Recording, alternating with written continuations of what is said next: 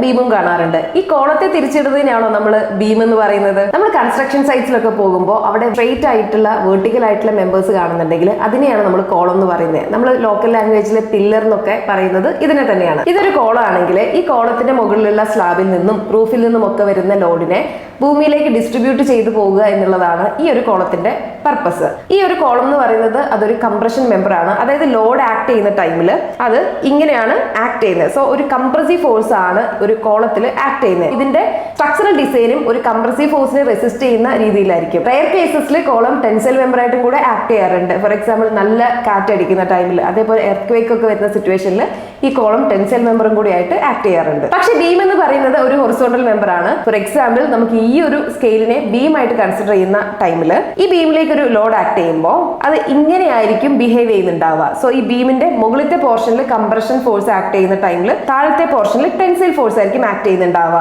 So ഇതിന്റെ design പ്രോസസ്സും, അതായത് structural design പ്രോസസ്സും ഈ ഒരു ബോത്ത് ലോഡ്സിനെ വിത്ത്സ്റ്റാൻഡ് ചെയ്യാൻ പറ്റുന്ന രീതിയിലായിരിക്കും നമ്മൾ ചെയ്യുന്നുള്ളത്. ടെക്നിക്കലി സ്പീക്കിംഗ് ഈ ബീം എന്ന് പറയുന്നത് ഒരു ഫ്ലെക്ചറൽ മെമ്പർ ആണ്. പക്ഷേ കോളം എന്ന് പറയുന്നത് ഒരു കംപ്രഷൻ മെമ്പർ ആണ്. സോ കോളം എന്ന് പറയുന്നതും ബീം എന്ന് പറയുന്നതും രണ്ടും രണ്ടാണ്, ഒന്നല്ല.